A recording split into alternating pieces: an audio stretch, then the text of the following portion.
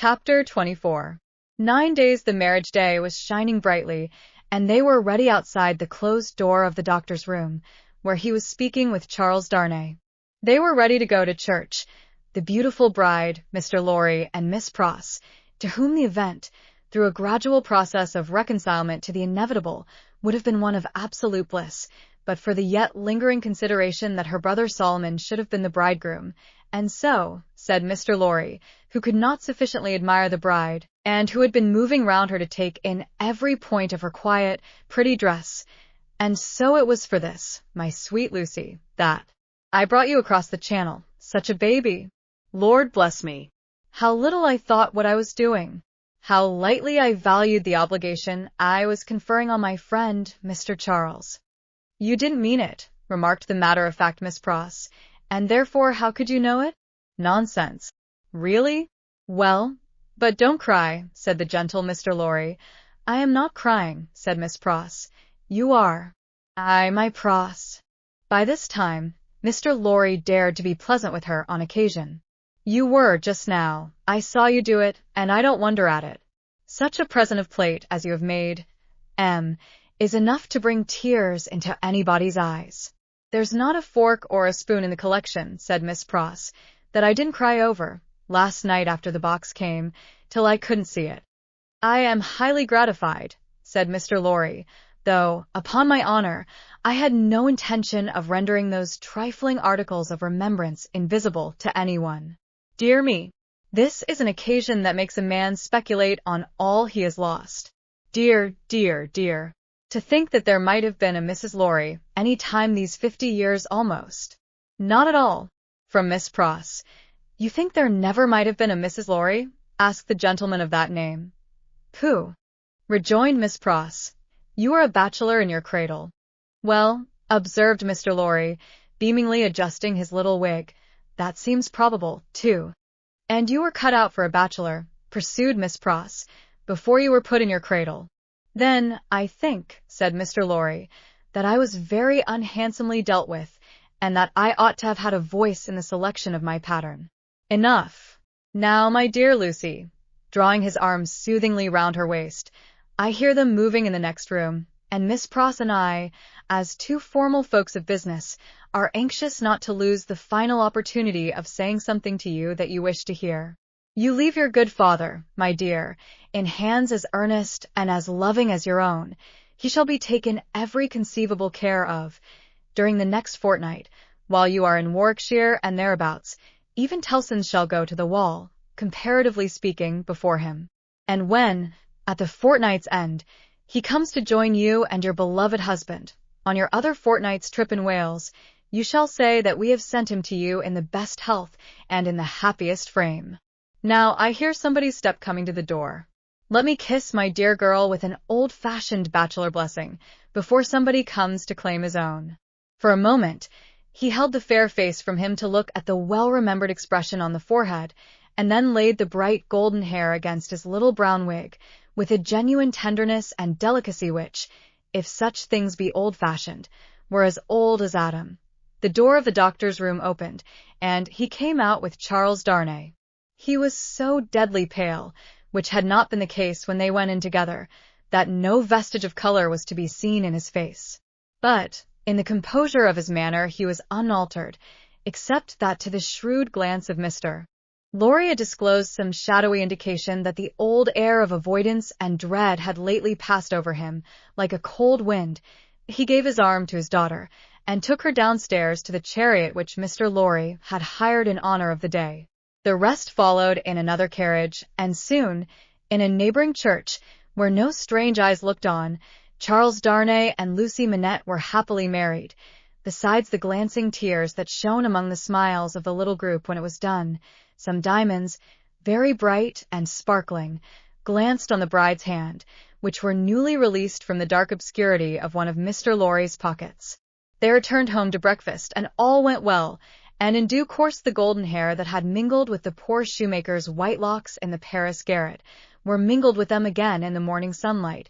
On the threshold of the door at parting, it was a hard parting, though it was not for long. But her father cheered her, and said at last, gently disengaging himself from her enfolding arms. "Take her, Charles. She is yours." And her agitated hand waved to them from a chaise window, and she was gone, the corner being out of the way of the idle and curious, and the preparations having been very simple and few. The doctor, Mr. Lorry, and Miss Pross were left quite alone. It was when they turned into the welcome shade of the cool old hall that Mr. Lorry observed a great change to have come over the doctor, as if the golden arm uplifted there had struck him a poisoned blow. He had naturally repressed much, and some revulsion might have been expected in him when the occasion for repression was gone. But it was the old scared lost look that troubled Mr. Lorry, and through his absent manner of clasping his head and drearily wandering away into his own room when they got upstairs, Mr. Lorry was reminded of Defarge the wine-shop keeper and the starlight ride. "I think," he whispered to Miss Pross, after anxious consideration, "I think we had best not speak to him just now, or at all disturb him. I must look in at Tellson's, so I will go there at once and come back presently. Then we will take him a ride into the country and dine there, and all will be well." It was easier for Mr. Lorry to look in at Tellson's than to look out of Tellson's. He was detained 2 hours. When he came back, he ascended the old staircase alone, having asked no question of the servant. Going thus into the doctor's rooms, he was stopped by a low sound of knocking. "Good God," he said, with a start. "What's that?" Miss Pross, with a terrified face, was at his ear. "Oh me, oh me! All is lost!" cried she, wringing her hands. "What is to be told to Ladybird? He doesn't know me, and is making shoes." Mr. Lorry said what he could to calm her, and went himself into the doctor's room. The bench was turned towards the light, as it had been when he had seen the shoemaker at his work before, and his head was bent down, and he was very busy. "Dr. Manette." "My dear friend, Dr. Manette." The doctor looked at him for a moment, half inquiringly, half as if he were angry at being spoken to, and bent over his work again. He had laid aside his coat and waistcoat. His shirt was open at the throat, as it used to be when he did that work, and even the old haggard, faded surface of face had come back to him. He worked hard, impatiently, as if in some sense of having been interrupted. Mr. Lorry glanced at the work in his hand, and observed that it was a shoe of the old size and shape. He took up another that was lying by him, and asked what it was. "A young lady's walking shoe," he muttered, without looking up. "It ought to have been finished long ago. Let it be. But, Dr. Manette, look at me." He obeyed, in the old mechanically submissive manner, without pausing in his work. "You know me, my dear friend? Think again. This is not your proper occupation. Think, dear friend." Nothing would induce him to speak more. He looked up, for an instant at a time, when he was requested to do so, but no persuasion would extract a word from him. He worked, and worked, and worked, in silence, and words fell on him as they would have fallen on an echoless wall, or on the air. The only ray of hope that Mr. Lorry could discover was that he sometimes furtively looked up without being asked. In that, there seemed a faint expression of curiosity or perplexity, as though he were trying to reconcile some doubts in his mind. Two things at once impressed themselves on Mr. Lorry as important above all others. The first, that this must be kept secret from Lucie. The second, that it must be kept secret from all who knew him. In conjunction with Miss Pross, he took immediate steps towards the latter precaution, by giving out that the doctor was not well and required a few days of complete rest. In aid of the kind deception to be practiced on his daughter, Miss Pross was to write, describing his having been called away professionally, and referring to an imaginary letter of 2 or 3 hurried lines in his own hand, represented to have been addressed to her by the same post. These measures, advisable to be taken in any case, Mr. Lorry took in the hope of his coming to himself.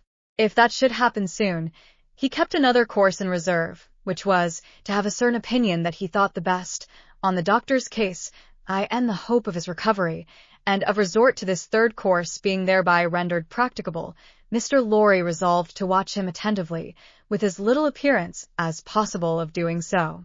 He therefore made arrangements to absent himself from Tellson's for the first time in his life, and took his post by the window in the same room. He was not long in discovering that it was worse than useless to speak to him. since, on being pressed, he became worried. He abandoned that attempt on the first day, and resolved merely to keep himself always before him, as a silent protest against the delusion into which he had fallen, or was falling.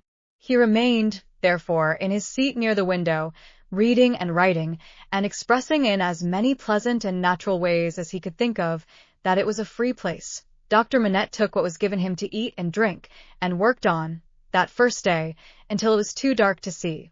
Worked on, half an hour after Mr. Lorry could not have seen, for his life, to read or write.